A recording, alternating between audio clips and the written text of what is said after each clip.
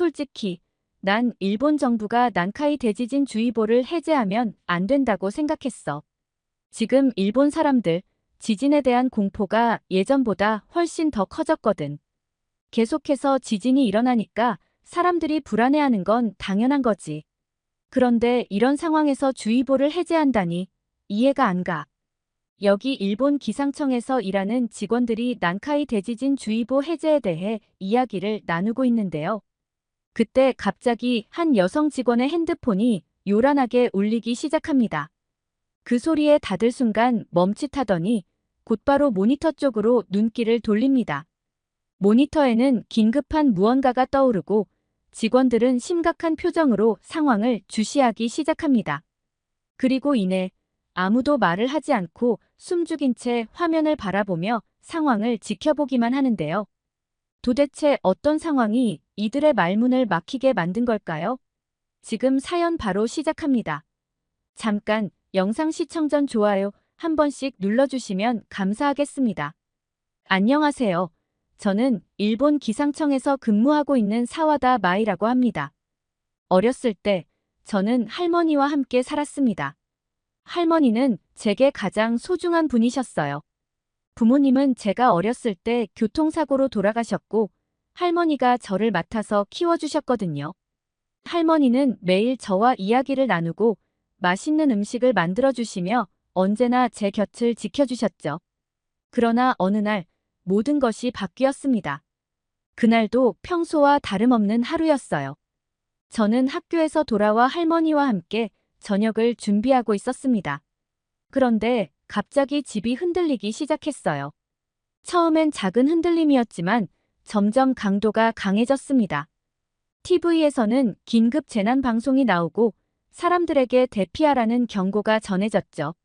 하지만 그 경고는 너무 늦었어요. 우리 동네에는 지진 경보가 제때 전달되지 않았고 우리는 지진이 시작된 후에야 그것을 알게 되었습니다. 집이 흔들리고 벽이 무너질 때 저는 가까스로 대피할 수 있었지만 할머니께서는 미처 피하지 못하셨어요. 그렇게 전 할머니를 잃었고 혼자 살아남았다는 죄책감이 오랫동안 저를 괴롭혔습니다. 제가 기상학을 선택한 이유도 바로 그날의 경험 때문입니다. 할머니를 지키지 못했던 제 자신을 용서할 수는 없지만 다른 사람들에게 같은 고통이 반복되지 않도록 돕고 싶었습니다. 그래서 기상학을 공부했고 결국 일본 기상청에서 일하게 되었습니다. 저는 일본 기상청에서 자연재해, 특히 지진과 관련된 업무를 주로 담당하고 있어요. 하루 일과가 꽤 바쁘고 긴장감이 높은 일도 많지만 이 일이 중요하다는 걸 알기에 늘 최선을 다하고 있습니다. 아침에 출근하면 먼저 하는 일은 지진 관측 데이터를 확인해요. 일본은 지진이 자주 발생하는 나라라서 전국에 걸쳐 설치된 지진 관측소에서 실시간으로 데이터를 받아보죠. 이 데이터들은 굉장히 중요해요. 지진의 규모, 진원지, 발생 시간 등을 신속하게 파악해야 하니까요. 그래서 제일 먼저 이 데이터를 꼼꼼하게 분석해요. 작은 진동이라도 그냥 넘어갈 수 없죠. 혹시라도 큰 지진의 전조일 수 있기 때문에 모든 데이터를 세심하게 살펴봅니다. 그 다음으로는 만약 의심스러운 움직임이 포착되면 팀원들과 함께 긴급 회의를 열어요. 여기서는 데이터 분석 결과를 공유하고 지진의 발생 가능성을 평가합니다. 만약 지진이 발생할 가능성이 높다고 판단되면 곧바로 경고 메시지를 준비하죠. 이때는 정말 초단위로 시간이 중요해요. 경고를 늦게 보내면 피해가 더 커질 수 있으니까요. 경고 메시지를 보내는 것만으로 끝나는 게 아니에요. 그 이후에는 지속적으로 상황을 모니터링해야 해요. 지진이 실제로 발생했는지, 발생했다면 피해 규모가 어느 정도인지, 추가적인 여진이 올 가능성은 없는지 등을 확인합니다. 이 과정에서 여러 부서와 협력해 데이터를 교환하고 필요한 경우에는 정부 기관과도 긴밀하게 소통해야 해요. 모든 정보를 정확하고 신속하게 전달하는 것이 제 업무의 핵심이죠. 또한 지진이 발생하지 않는다고 해서 일이 끝나는 건 아니에요. 평소에는 예측 시스템을 개선하거나 과거 데이터를 분석해 앞으로의 지진 가능성을 예측하는 연구도 하고 있어요. 이를 통해 더 나은 경고 시스템을 구축하려고 노력하고 있죠. 새로운 기술이나 방법이 도입될 때마다 팀원들과 함께 연구하고 실전에 적용할 수 있도록 준비합니다. 이런 일들을 하면서 저는 늘 긴장감을 가지고 일해요. 할머니를 잃었던 그날의 기억이 저를 움직이게 하니까요. 제 일은 때로는 보이지 않을 수 있지만 국민들의 안전을 지키기 위해서 매우 중요한 역할을 한다고 믿고 있습니다. 그래서 매일매일 최선을 다하고 있죠. 하지만 최근에는 정말 긴장된 시간이 계속되고 있어서 여간 힘이 듭니다. 올해 들어 난카이 대지진의 전조 증상들이 뚜렷하게 나타나기 시작하면서 저와 기상청 동료들은 매일매일 촉각을 곤두세우며 일하고 있거든요. 사실 난카이 대지진에 대한 예측은 늘 어려운 일인데 최근 들어 더 구체적인 징후들이 관찰되면서 상황이 급박하게 돌아가기 시작했어요. 처음에 작은 규모의 지진들이 해안 지역에서 잇따라 발생했어요. 지난 9일엔 일본 도쿄 서쪽 수도권 지역인 가나가와현에서 규모 5.3의 지진이 발생했고 10일에는 일본 홋카이도 해역에서 규모 6.8의 지진이 발생하기도 했죠. 일본은 지진이 잦은 나라라 이런 정도의 지진은 자주 일어나는 일이긴 하지만 이번에는 뭔가 달랐어요. 진앙지의 위치나 지진의 빈도, 그리고 지하에서 관측되는 미세한 변동들이 조금씩 이상하게 느껴지기 시작했죠. 제가 데이터를 분석하면서도 왠지 모르게 불안한 느낌이 들었어요. 그때부터 저희 팀은 이 데이터를 더 면밀히 분석하기 시작했어요. 단순한 자연현상일 수도 있지만 혹시라도 난카이 대지진의 전조일 가능성이 있었거든요. 작은 단서라도 놓치지 않기 위해 매일 같은 시간에 모여 데이터를 검토하고 관련 전문가들과 함께 회의를 거듭했습니다. 지진을 완전히 막을 수는 없지만 최대한 미리 예측하고 대비한다면 2011년 동일본 대지진처럼 처참한 피해를 조금이라도 줄일 수 있을 것이라는 희망 때문이었어요. 저희는 그 당시의 끔찍한 기억을 생생히 기억하고 있습니다. 그런 일이 다시는 일어나지 않도록 이번에는 한 발 앞서 대비하고자 하는 마음이 간절했습니다. 하지만 난카이 대지진은 동일본 대지진보다 더 강한 에너지를 품고 있는 것으로 확인되었습니다. 지진 발생일을 정확히 예측할 수는 없지만 그 상황은 언제 지진이 발생하더라도 이상하지 않을 만큼의 에너지를 이미 축적하고 있는 것은 분명했습니다. 2011년 동일본 대지진이 규모 9.0이었는데 난카이 대지진은 그보다 더 강력한 지진일 것이라고 다들 예상하고 있거든요.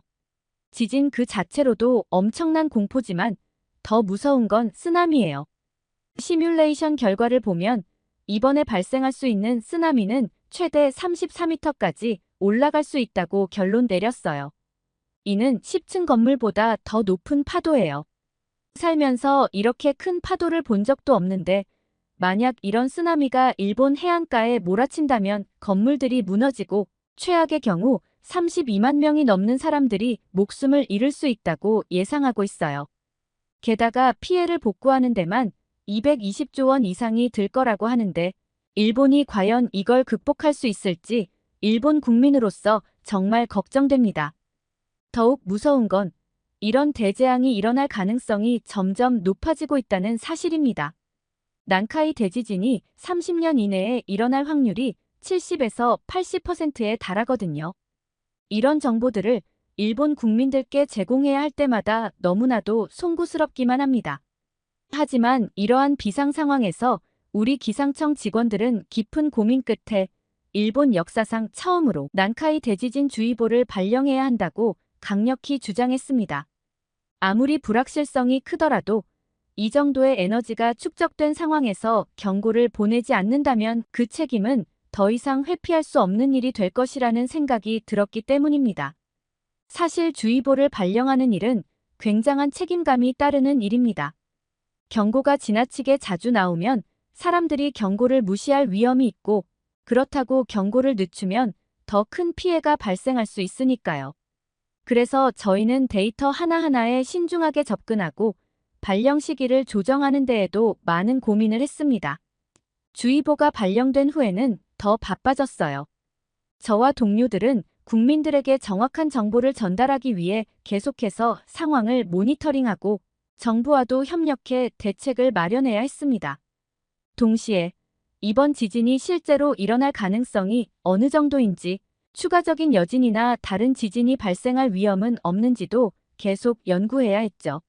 상황이 심각해지면 바로 긴급 대응을 할 수 있도록 모든 준비를 갖춰놓는 것도 중요한 일이었어요. 저희 모두는 긴장 속에서 일했지만 그 누구도 겉으로는 티를 내지 않았어요.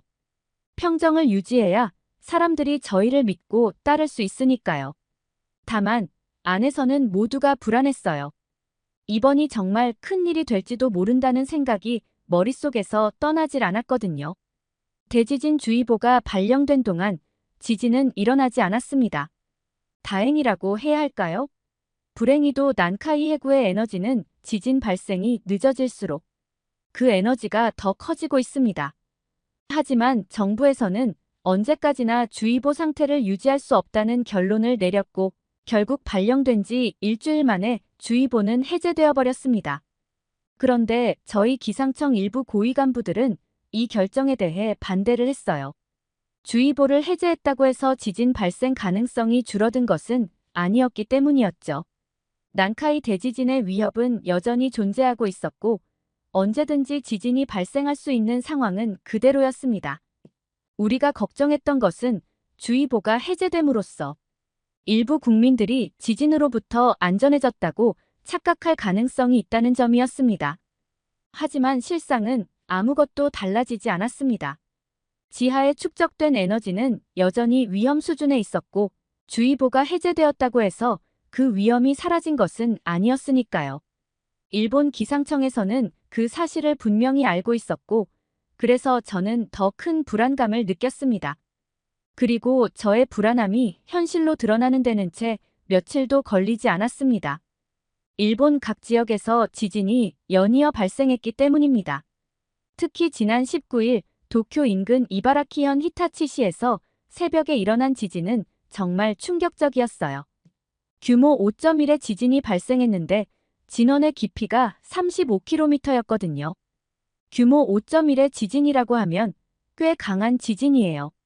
제가 설명을 조금 더 쉽게 해드릴게요. 이 정도 규모의 지진이 발생하면 일단 땅이 꽤 뚜렷하게 흔들려요. 그냥 지나가는 흔들림이 아니라 사람들이 서 있거나 걸어 다니면서도 확실히 흔들림을 느낄 수 있는 정도예요. 특히 높은 건물 안에 있다면 그 흔들림이 더 강하게 느껴질 수 있죠. 이 정도 지진에서는 내진 설계가 잘 되어 있는 건물들은 큰 문제가 없겠지만 오래되었거나 내진 설계가 부족한 건물이라면 균열이 생기거나 심지어는 약간의 손상이 발생할 수 있어요. 창문 유리가 깨지거나 선반에 있던 물건들이 떨어질 수도 있고요. 게다가 진도 5.1 정도면 대부분의 사람들이 뚜렷하게 지진을 느끼고 불안감을 느끼기 시작해요. 집 안이나 사무실에 있던 사람들이 안전한 곳으로 대피하려고 할 정도죠.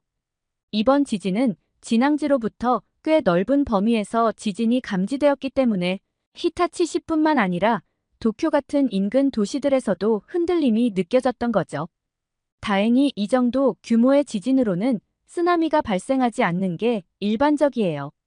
해저에서 일어난 지진이라면 소규모의 해일이 생길 가능성은 있지만 큰 피해를 줄 정도는 아니거든요.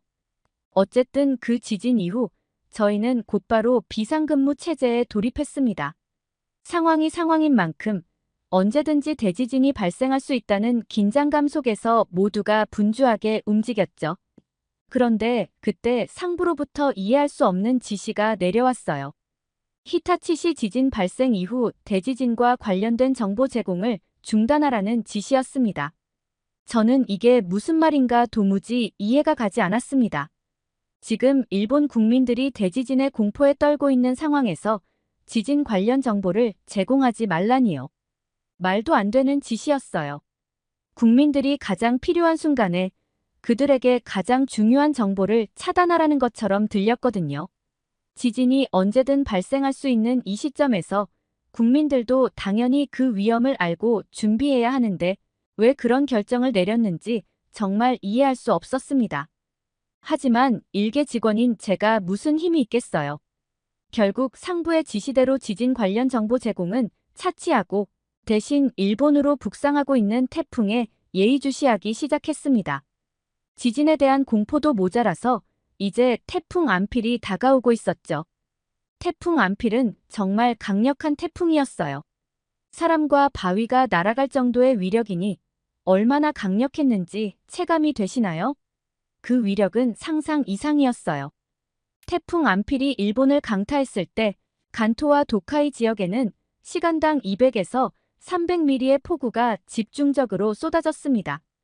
이로 인해 항공편도 무더기로 결항되었고 육상 교통도 마찬가지로 큰 혼란을 겪었죠. 특히 도쿄와 나고야를 잇는 신칸센 열차 운행이 중단되면서 많은 사람들이 발이 묶였고 일상생활에 큰 차질이 생겼습니다. 사실 태풍 안필은 2018년에도 일본을 강타한 적이 있었는데 그때의 피해가 어마어마했기 때문에 이번에는 피해를 조금이라도 줄일 수 있기를 바랐습니다. 그러나 현실은 그렇지 않았어요. 태풍의 강력한 바람과 폭우는 이번에도 엄청난 피해를 가져왔고 부상자들이 어김없이 속출했습니다. 간토 지역의 많은 주민들이 피난처를 찾아 대피해야 했고 도로가 침수되어 차량들이 움직이지 못하는 상황이 발생했습니다. 여러 지역에서 전력 공급이 끊겨 주민들이 불편을 겪게 되었죠. 연이은 일본의 악재에 일본 시민들도 피폐해져 갔고 한편으로는 화풀이 대상을 찾고 있는 것도 같았어요. 일본 기상청은 무능하다며 국민들로부터 엄청난 비난을 받기 시작했거든요. 이렇게나 큰 피해가 났는데 정부는 대체 뭘 하고 있냐면서 수십 통의 민원 전화가 빗발쳤고 사람들은 지진과 태풍 같은 자연재해에 대한 경고와 대응이 부족했다며 기상청과 정부에 대해 쓴소리를 거침없이 내뱉었어요. 게다가 최근에는 기시다 총리가 총리직에서 물러나기로 결정하면서 일본을 버려두고 도망치는 것 아니냐는 말까지 나오고 있습니다. 이 때문에 일본 내 분위기는 더더욱 뒤숭숭해졌어요. 정치적 혼란과 자연재해의 위협이 겹치면서 국민들의 불안감이 극에 달하고 있는 것 같습니다. 이런 상황이다 보니 SNS에서는 난카이 대지진이 오면 각자 알아서 살아남아야 한다는 말이 퍼지고 있어요. 정부와 기상청을 더 이상 믿을 수 없으니 스스로 대비해야 한다는 인식이 확산되고 있는 거죠. 정부가 제 역할을 하지 못한다는 실망과 불신이 이렇게까지 깊어지다 보니 국민들이 스스로를 지킬 수밖에 없다는 생각을 하게 되는 것 같아요.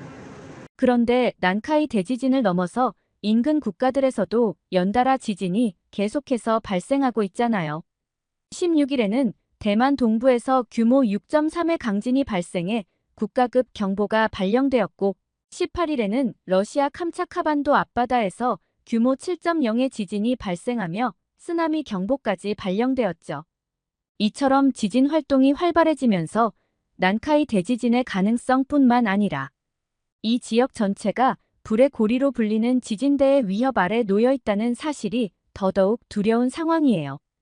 불의 고리는 태평양을 둘러싼 지진과 화산 활동이 매우 활발한 지역인데 최근 들어 이 지역에서 지진이 잇따라 발생하고 있어 상황이 심상치 않게 느껴지기 시작했죠. 난카이 대지진에 대한 걱정도 크지만 이제는 불의 고리 전체가 흔들리고 있는 듯한 느낌이 들어서 더 무섭고 공포스럽게 느껴는 상황이에요. 솔직히 제가 가족이 있다면 일본을 떠나라고 말하고 싶어요. 저도 떠나고 싶은 마음이 굴뚝 같긴 해요. 하지만 또 한편으로는 일본이 제가 태어나고 평생을 살아온 곳이다 보니 쉽게 떠날 수가 없는 게 현실입니다. 안 그래도 점심시간에 직장 동료들과 이 얘기를 나눈 적이 있어요. 다들 비슷한 생각을 하고 있더라고요. 일본을 떠나야 하는 거 아니냐는 얘기들도 오고 갔습니다. 동료 중 한 명이 자기 부모님을 한국으로 보내드렸다고 하더라고요. 언제 큰 지진이 일어날지 모르는 불안한 상황에서 부모님만큼은 안전한 곳에 계시게 하고 싶었다고요. 그 말을 들으니 마음이 참 복잡해졌습니다. 동료 말을 들어보니 지리적으로 한국은 일본처럼 지진이나 화산 걱정을 많이 하지 않아도 된다고 하더라고요. 얼마나 좋을까요? 매일 불안에 떨지 않고 언제 큰 지진이 올지 걱정하지 않아도 되는 곳에서 살 수 있다니 말이에요. 일본에서는 늘 지진의 위험에 노출되어 있으니 그런 걱정 없이 일상을 보낼 수 있는 한국인들의 삶이 정말 부럽게 느껴집니다. 어떻게 바래야 할지도 모르겠어요. 지진이 발생하는 것은 자연의 섭리라서 어떻게 해도 막을 수 없는 현실이니까 그저 피해를 입지 않기만을 바라야 하는 걸까요? 최근 연이어 닥치는 일본의 악재들 앞에서 점점 무력해지는 기분이 듭니다. 아무리 대비해도 자연의 힘 앞에서는 우리가 할 수 있는 일이 너무나도 적다는 생각이 드네요. 이런 불안한 상황 속에서 어떻게든 안전하기를 바라는 마음뿐입니다. 오늘의 사연, 어떻게 들으셨나요? 일본 기상청에 근무하는 사와다 마이님은 기상청에서 일하다 보니 매일같이 자연재해의 위험 속에서 일하며 그 누구보다도 큰 책임감을 느끼실 텐데요. 부디 앞으로 큰 피해 없이 모두가 안전하길 간절히 바랍니다. 오늘의 사연이 좋으셨다면 구독과 좋아요를 눌러주세요. 여러분의 구독과 좋아요는 영상 제작에 큰 힘이 됩니다. 끝까지 시청해주셔서 감사해요. 더욱더 감명 깊은 사연으로 찾아뵙겠습니다.